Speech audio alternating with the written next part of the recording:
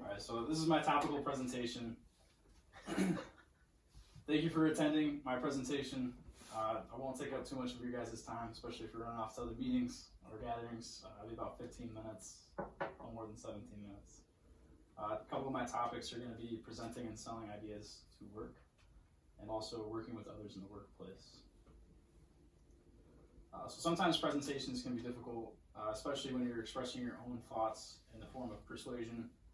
Kicking off the presentation just right makes a difference, just as much of a difference as the follow-through. So presenting and selling an idea at work, the idea being in reaction or further prevention of an issue with the shipping of material to our facility is the specific topic that I'm going to talk about. So it definitely starts out with issue identification, issue assessment, brainstorming of ideas, presentation of the solution, and then the implementation of the solution. So I stumbled across a book a few years back called Lead with a Story. It was written by Paul Smith. The book was about leading a presentation or an impactful speech with a story. Now, when you're trying to communicate a vision or sell an idea or inspire commitment, storytelling is definitely a powerful business tool that can make a difference between a lackluster enthusiasm or a rallying cry. So at my work, what I do is I work at a galvanizing line called Spartan Steel Coating. We hot dip cold roll steel and produce it and coat it with zinc for corrosion resistance. So at my work, we have many forms of fail-safes for our product from start to finish. There's actually 6. From the very beginning, with the receipt of raw materials, to the check-in on our entry saddles before the coil feeds into the line, as the coil is processing, during the inspection of the coil, once the coil is being packaged, and then once the coil is actually being shipped. So all those systems are checks and standards to keep us in line and make sure that the coil is accurate from start to finish. But once we go to actually load a truck up, the crane operator sees there's a truck here, he's entered the building, pops up on his screen. He has a complete reference of all the information for the coil, gauge, width, weight, location of the coil, what kind of product it is. So he sees all of that, and after he reaches the location in the yard that the material is in, he then picks the coil up with the grabs, looks at it, makes sure it's the correct coil. You're supposed to check the accuracy twice. And then once he gets the coil, he acknowledges the lift. And once he acknowledges the lift, he then brings it over to the truck to load up. Now, after he loads it onto the truck, he then selects another button to acknowledge the fact that it was loaded. In this process, there's really no other verification other than visual verification that the coil is accurate. So once he does load it on the truck, he acknowledges it's been loaded, status of the coil completely changes. So once the transaction is completed, the crane operator can then scale the coil out. So scaling out the coil, after that process, then it sends the bill of ladings, all the paperwork containing all the coil information and where it's shipping to, sends it out to our guard shack. Well, it prints immediately, guard takes it out, signs it, waits for the truck driver to show up out there. As the truck driver chains up, he then arrives to the guard shack. Once he gets to the guard shack, he has a little slip of paper, because each coil has an identification to it that the crane operator referenced. There's a perforated edge at the bottom. The truck driver will rip it off and give it to the guard shack. Now the guard will just visually look at it and verify that it's supposed to be the correct coil. Every once in a while the guard can do exactly as the crane operator may have and overlook the number. It could be one number difference. They may overlook it. The last 3 numbers could be the same because there's 6 digits. Now once the truck driver is there, signs it, gives her the slip, she staples it to it, they both sign the bill of ladings, truck driver's good to go. Other than the visual verification from both the crane operator and the truck driver and the guard shack, there is no fail-safe for us to accidentally ship the incorrect coil. It's possible for the crane operator to misload, meaning he selects the wrong coil, puts it on the truck, and the guard catches it, never leaves the grounds of our building. Now, however, the guard could miss it as well, gets out, it's called misshipment. Misshipments for processors like us is about the most humiliating thing you can do. We've only had, on average, about 1 every 2 years, 3 years, give or take. But within 2018, within the first 4 months, we had 2 misshipments. So it's time for some action. So this is the screen normally that you see. The crane operator, it's got the load number, coil number, location, width, weight, vehicle number that's checked in. So you do have to verify the truck that showed up to make sure you are slapping on the right truck, and the status of it. So once he does load it up, he selects the up arrow, selects down to show that it's loaded on the truck. Then you can scale it out in different application.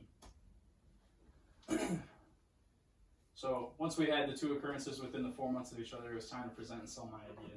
I'd been working on something for a while, and I came up with a multi-tier concept to safeguard and fail-safe the shipping of our coils. So I gathered the management team and a shipping coordinator and a crane operator on shift because I wanted their opinions. And we got in this conference room, and I sat down and talked to them about my idea. So at first you have to identify the need.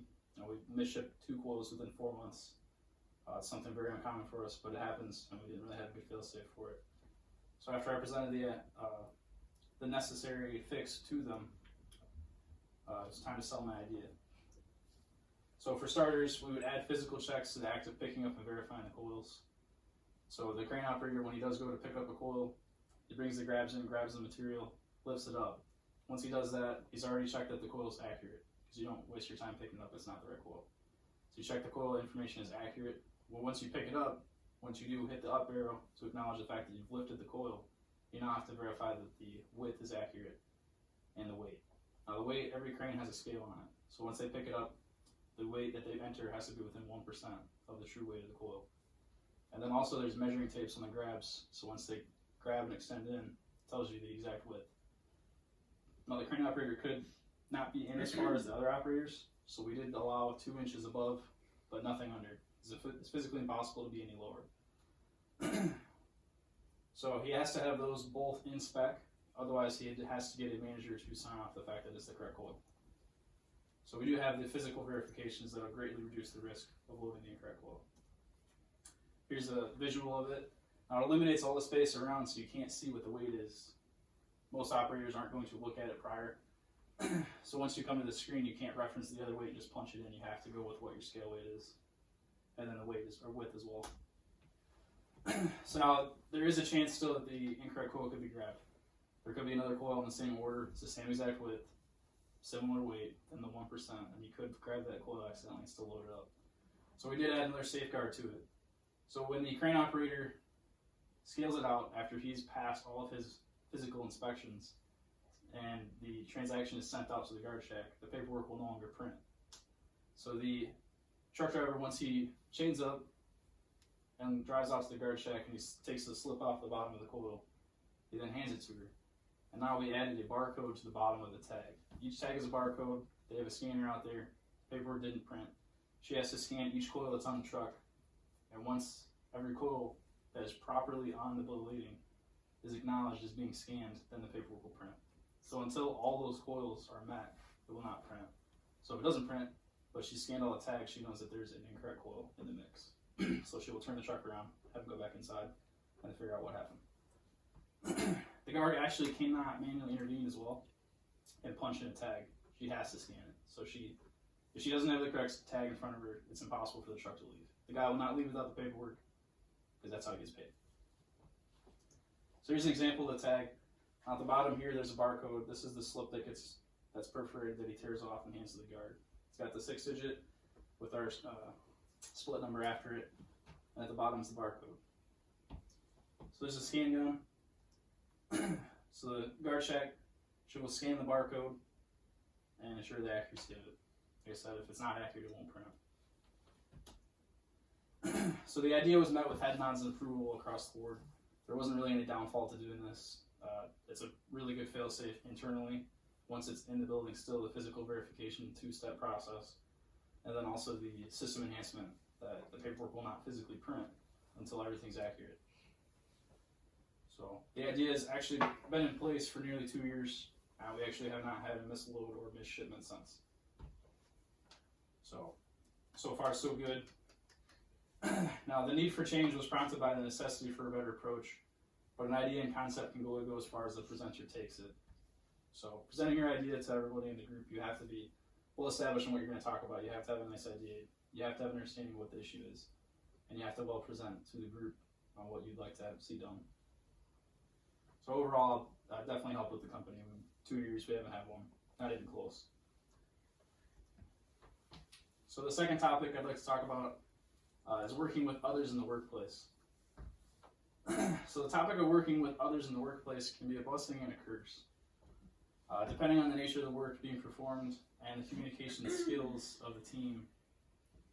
So as our book stated, there are certain communication skills necessary for group participation and for everyone to click in the group. So commitment and preparation, active listening, open mindfulness, effective personality types, and emotional intelligence. So with these skill sets, definitely helps you interact with other people. And if you don't have commitment, you aren't an active listener, you don't want to talk with others, you're not going to be a good participant in a group. You aren't going to get to the results you want. And then there's also, on top of that, the communication skills necessary, there's also task and maintenance functions necessary. So what I mean by these are that each participant needs to initiate new discussions, initiate the gathering of data, the talking about the data. They need to give opinions, elaborate on a topic, review and record all items discussed. So doing that, you have a solid group. Everyone's involved, everyone has participation. You guys are going to come up with ideas as a group. Definitely work well in a group. If you guys don't do that, you may have the one odd man out who doesn't participate, and they kind of seem like an outsider.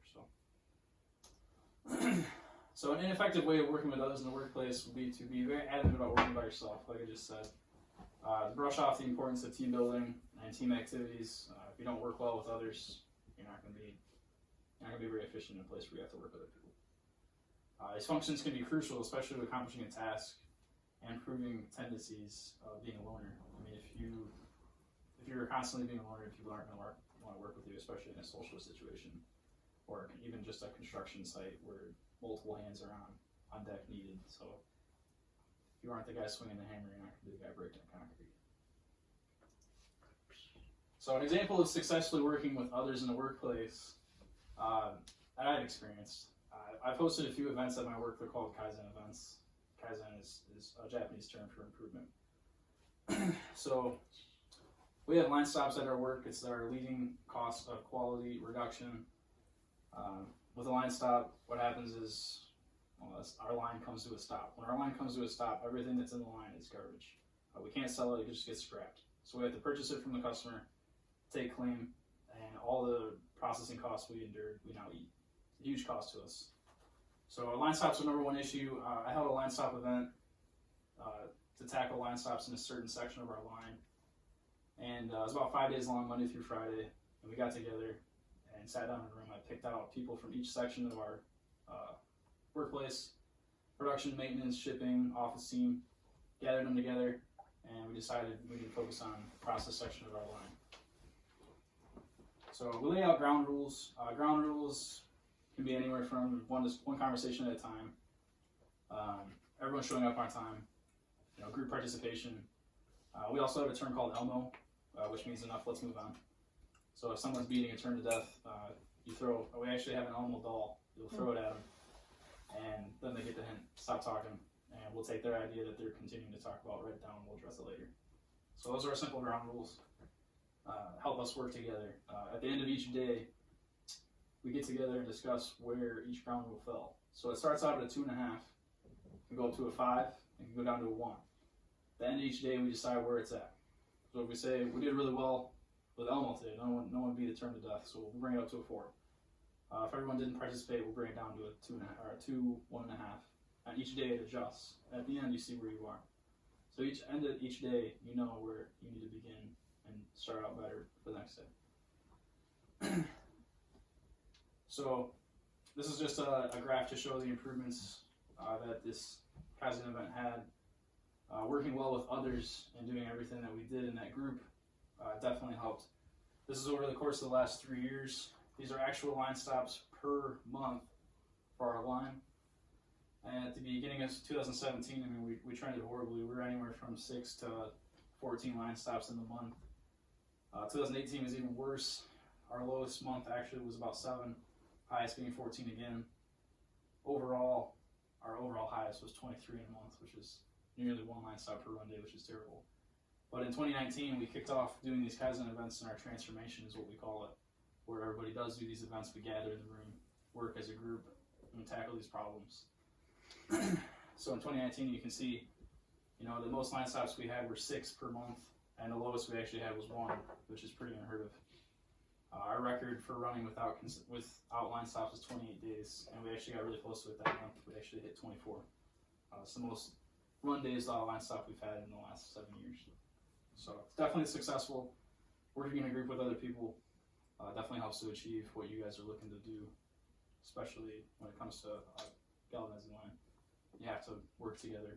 Everyone's